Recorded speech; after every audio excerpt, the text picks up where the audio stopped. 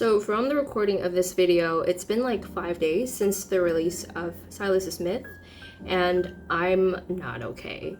And I imagine there's lots of Silas mains out there who are still recovering as well because it was so brutal. And this myth makes everything fall into place. And it explains so much why Silas is the way that he is. And I've got so much to say. By the way, I'm only going to discuss the parts that really stood out to me and connected with the main story and his character overall. I won't be talking about the whole myth. So if I miss anything, you can just type it down in the comments. I probably will miss a lot of things because I'm an airhead. So right off the bat, with the release of his myth, we learn that he is a dragon slash fiend. That's what he calls himself. He alternates between these two. I'm not gonna question it. We're just gonna go with it. And he's from Sylus, which is where Savior is from. He was sealed away because he's a dragon for 1,600 years or something. We learn that his species was killed by humans, and the only reason why he was spared because he's the only dragon that was born with human features. So he was really young when his species was killed in a genocide. So when his dragon horns started growing out and his tail started growing out, he even attempted to cut them off because he freaked out. And when the humans figured out that he wasn't actually a human, they tried to kill him. Man, I'm already getting in my feels again talking about this. So immediately after this, I thought about the conversation that he had with our main character in Misty Invasion, where she asked him, like, I wonder what you had to go through to become like this. And then this is what he said. I wasn't any different from the role you had me play today. A monster, more terrifying than a wanderer. Dude, his backstory is so sad. I think, like, we expected some type of angst, but we didn't expect it to be this brutal. So props to the writer. You did a good job. You fed us. Thank you so much. Also, can we get a moment of silence and appreciate the outfit, the dragon outfit? They did such a good job designing this. And yes, let's look at how hot he is to distract us from the depression. This is gonna be an ongoing theme, okay? If it gets too sad, we're gonna look at hot Silas. Also, I really liked the foreshadowing from Midnight Stealth that was released like months ago. There's this sketch that our main character did. That's literally him. It's Dragon Silas. Alright, so back to Silas's myth. So he's a dragon and our main character is a sorceress from Ivory City in Sylus, which is where our sweet baby prince soft horn dog Xavier is from. And do not come for me, Xavier girlies. You know exactly why I called him a horn dog. And it is not an insult, it is a compliment because all his cards are so spicy, all of them. And you guys are getting fed all the time. I'm jealous. Anyways, this myth, it takes place in Sylus, but I'm very sure that this takes place way before Xavier's time. And I'll get into why I think so. I want to get this out of the way before anything else, because this is actually the meat of this myth. So, in the main story, in Long-Awaited Revelry, when he was first introduced to our main character, he was being a bit of an asshole to our main character. And I am not going to defend him on that one. He really was being a dick. And I remembered a lot of players was really upset with his behavior, because he was being an ass. But with the release of his myth, this explains so much why he was so angry, why he did what he did, him making our main character shoot him in the fucking heart, why he forced our main character to resonate with him. Also, it's been months and I still can't get over this scene.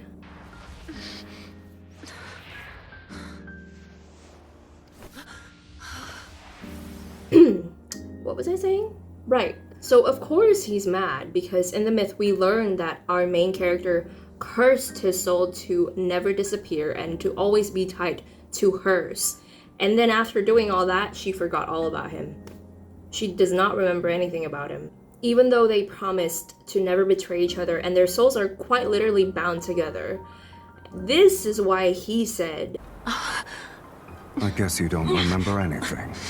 Allow me to jog your memory. After all, you and I, we're the same, true kindred spirits.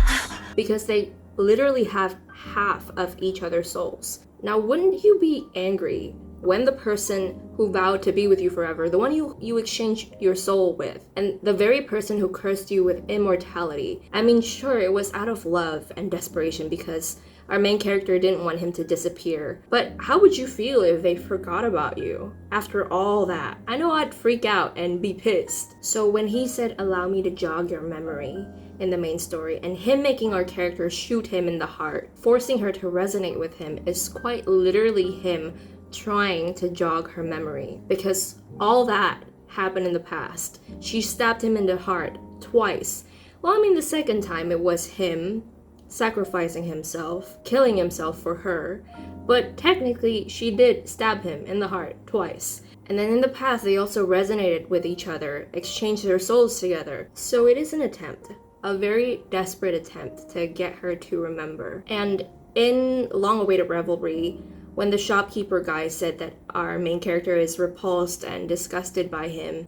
To make a long story short, on a subconscious level, she's either rejecting you, scared of you, or, disgusted by you.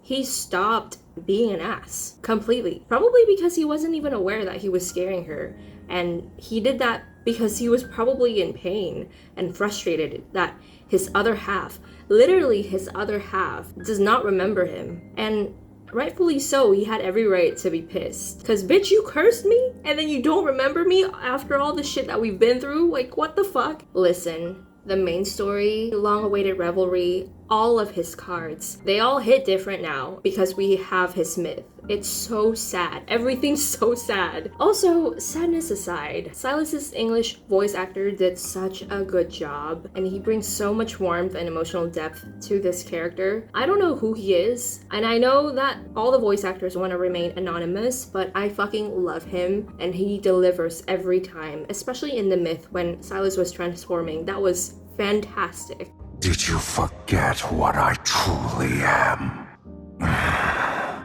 Shall I remind you? You are nothing. You are but a soul that was fed by a fiend. If you have a Patreon, if someone found his Patreon, please tell me. I'll give him all my money.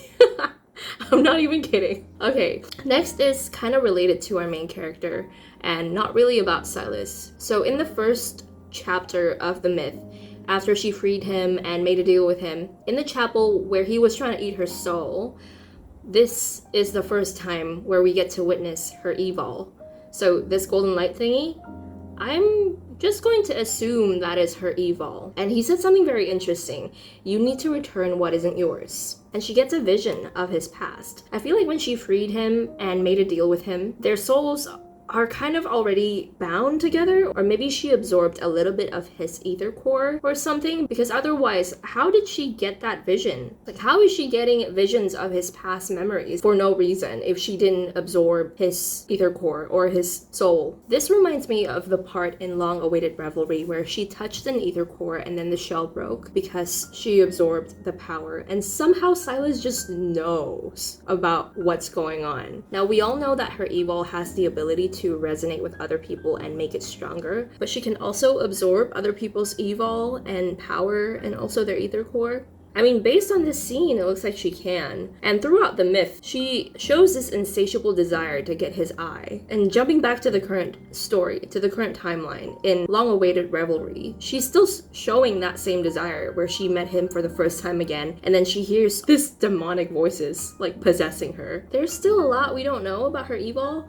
All we know is that she can reincarnate over and over again, but she doesn't remember her past life. But yeah, there's still so much that we don't know about our main character. Like, why is she hearing these voices? Why does she have an insatiable desire for power? Why does she want his eye? How can she absorb ether cores like that? Is it because she's been experimented, or maybe she's evil? Is she like the villain? Is that why every time she reincarnates, her memories gets wiped out? Is that why Astra does not like her?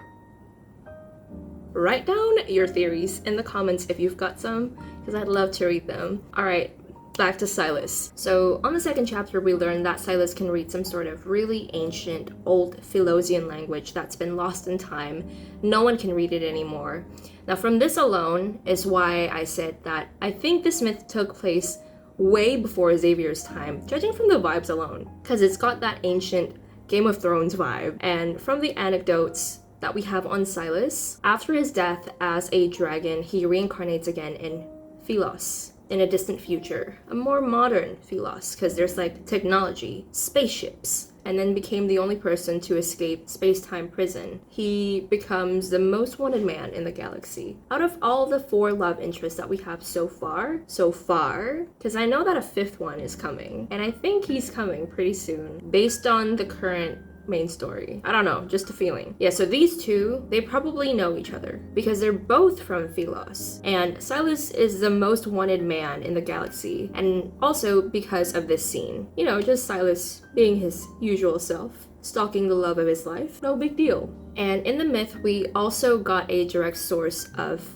this dream that our main character had in this card.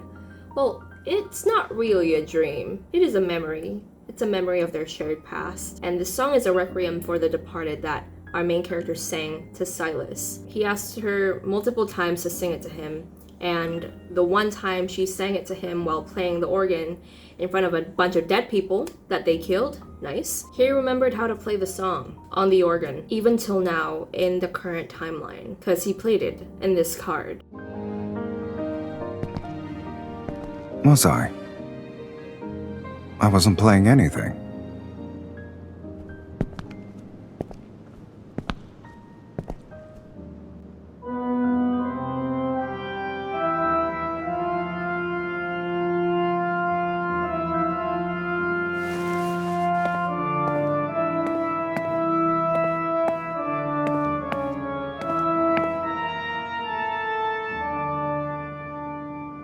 Was it this song? He remembered it, just from that one time when she played the song for him on the organ. Guys, you don't understand. It's so sad, because we learned that Dragon Silas doesn't really understand music and beauty, and he doesn't recognize patterns, because he said that a dragon doesn't really need that to survive, which explained why he's tone deaf. The good thing is that now he became a music lover in the current timeline. He loves to sing, even though he's really bad at it. He collects vinyl records, musical instruments, and he can play the organ. I think his love for music and beauty now is due to the fact that he has half of our main character's soul, so half of a human soul, or maybe it's because he's now not a dragon anymore, so he's able to appreciate these things. Or maybe it's because, as he said in the myth, she taught him how to be human. Either way, it's fucking sad. It's so sad.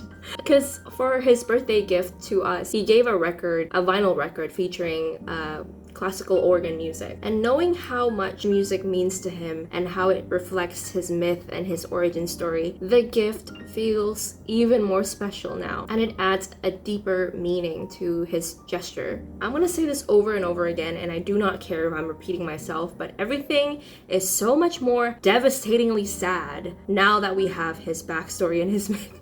It's so sad. Everything has a whole new meaning to it. Okay, we gotta move on before I crash out. We also learned that in the 3rd chapter of the myth, we found out that his real name, isn't actually Silas. We gave him that name because our main character doesn't know how to pronounce his name. Like, he did tell her what his name is, but it is an ancient Philosian language, and she doesn't know how to pronounce it correctly, so she just named him something familiar to that word, something that's similar to that word, which is Silas. And he said, "Don't expect me to respond." And centuries later, he showed up in his next life, and he decided to use that very name that we gave him.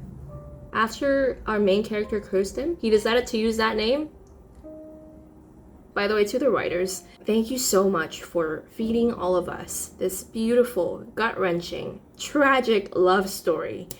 It is so painful, but we're eating so good. Thank you so much. I hope your side of the pillow is always cold, and I hope you're getting a really good night's sleep every night so you can write more gut-wrenching, tragic stories. But please give us a happy ending. I'm begging you, because after all this shit, we deserve a happy ending. Alright, next thing I want to talk about is throughout the myth, our main characters see little snippets of Silas's life through her dreams, or sometimes just visions during the day. And in the later chapters, when they vowed and gave each other half of their souls, it's confirmed that they dream about each other and they share dreams as well. And after reading the myth and rewatching it over and over again, and also reading a bunch of discussions on, forums, I think we all agree and came to the conclusion that this scene is just a dream. It's not real. God damn. Like, the one good thing in the myth, it's not even real. But at least it was a shared dream, I guess. At least they both had it. Also, I want to point out that the parallels between Grassland Romance and this scene, like, I love Grassland Romance so much more now because it feels like it's a dream come true for both of them. At least we can appreciate that in the current timeline, they are free to love. Well, not really free because he's a crime lord and she's a hunter. Well, at least they're not fighting for their lives and he's not a dragon, and there's a chance for a happy ending. I hope, at least. And also, if they share dreams, I think it's safe to say that No Defense Zone, he knows. He definitely knows what our main character was dreaming about. So, I don't know what you can do with that information, but, there you go. Overall, I think he's just such a great example of a morally gray character. He's got his own very strong sense of justice. And yes, he does murder people and he is a crime lord, but he only kills people that deserves it. So, what murder? I don't know what you're talking about. In his anecdotes, he pillaged a whole planet that was ruled by a crime lord and took all the stolen treasures and sends it back to where it belongs. So, also he freed all the wild beasts that was trapped in the crime lord's home. Good guy. He cares in his own way, by killing a fuck ton of people in the process. He just does his own thing, which is great. I love him. I think he's very well written, and that's it. That's all I have to say about him. And there's still so much that we don't know about his character, about our main character, and I really cannot wait to watch how the story unfolds. So give this video a like if you want, and consider subscribing. I might make more videos like this. Maybe the next one will be about Zane, which is my second main, or Xavier, or the Fishman. Who knows? But thanks for watching. Bye!